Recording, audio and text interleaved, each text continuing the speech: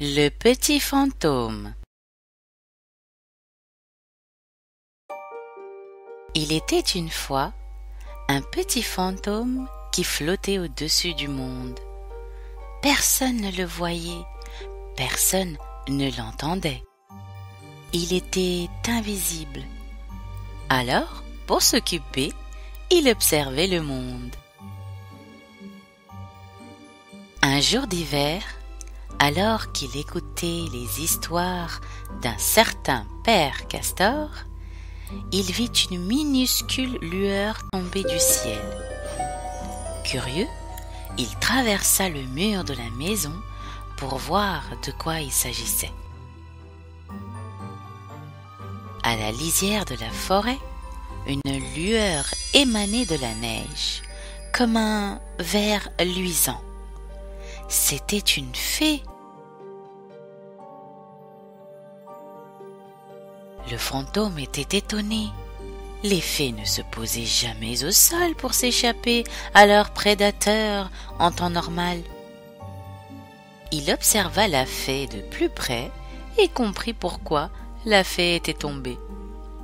Une de ses ailes s'était brisée. Quand la nuit tomba, les hurlements des loups commencèrent à résonner du fin fond de la forêt.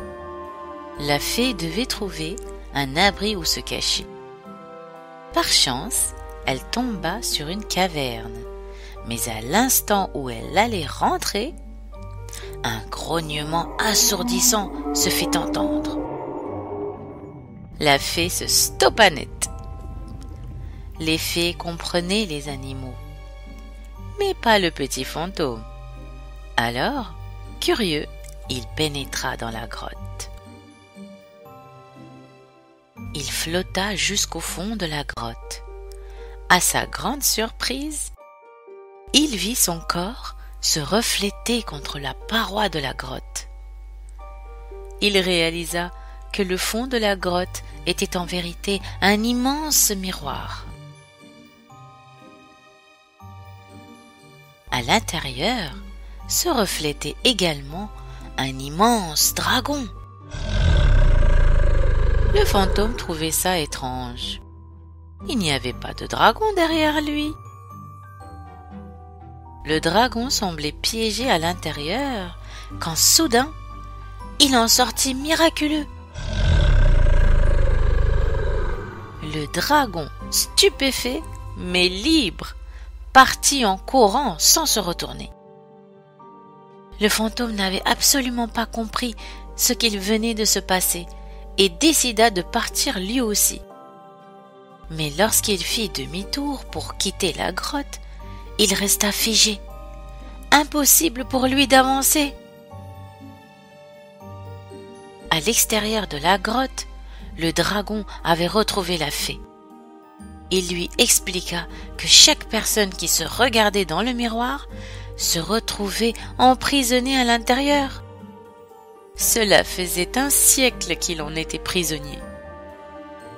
Il ne comprenait pas comment il avait pu être libéré du maléfice.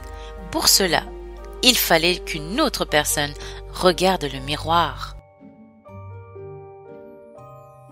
Sans se poser plus de questions, la fée grimpa sur le dos du dragon et s'envola ensemble, tandis que le petit fantôme, que personne ne pouvait voir, se retrouva piégé dans le miroir.